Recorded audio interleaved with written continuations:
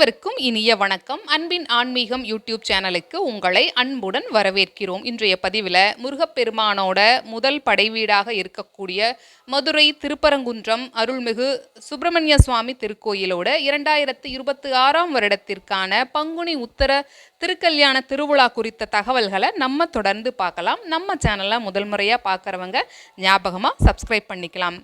முருகப்பெருமானோட ஆலயங்களில் வருடத்திற்கு ஒரு முறை தான் சூரசம்ஹாரம் நடைபெறும். ஆனால் திருப்பரங்குன்றத்தில் வருடத்தில் 3 முறை சூரசம்ஹாரம் நடைபெறுது. ஒன்று ஐப்பசி மாத கந்தசஷ்டி விழா, இரண்டாவதா தை மாதத்தில் நடைபெறக்கூடிய தெப்பத் திருவிழா, மூன்றாவதா பங்குனி மாத திருவிழாவின் பொழுதும் ஆகிய 3 முறைகள் இந்த திருக்கோயிலில் சூரசம்ஹார நிகழ்வு நடைபெறுது. இன்னொரு சிறப்பு என்னன்னா, முருகப்பெருமான் பெரும்பாலுமே நின்ற கோலத்தில் தான் அருள் பாலிப்பார். ஆனால் திருப்பரங்குன்றத்தில் அமர்ந்த கோலத்தில் இருக்காரு. அதுவும் தெய்வானையை மனம் முடித்த திருமண கோலத்தில் அருள் பாலிக்கிறாரு.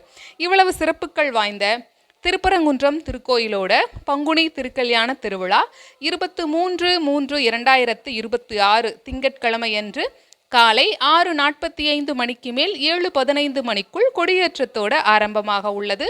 28/3/2026 சனிக்கிழமையன்று இரவு 8 மணிக்கு மேல் யானை வாகனம் கைபாரம் நிகழ்வு நடைபெற உள்ளது.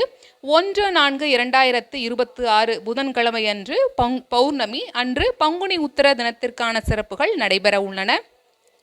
2/4/2026 வியாழக்கிழமையன்று இரவு 7 மணிக்கு மேல் சூரசம்ஹார லீலை நடைபெற உள்ளது.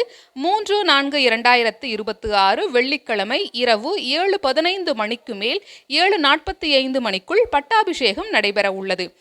4/4/2026 சனிக்கிழமையன்று பகல் 12 மணிக்கு மேல் 12:20 மணிக்குள் திருக்கல்யாண நிகழ்வு நடைபெற உள்ளது.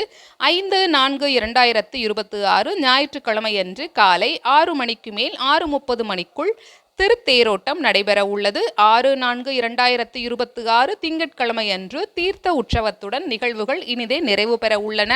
திருப்பரங்குன்றம் பற்றின உங்களுக்கு தெரிந்த சுவையான தகவல்கள் ஏதேனும் இருந்தால் இந்த வீடியோவோட கமெண்ட் பாக்ஸில் நீங்கள் பதிவு செய்யலாம்.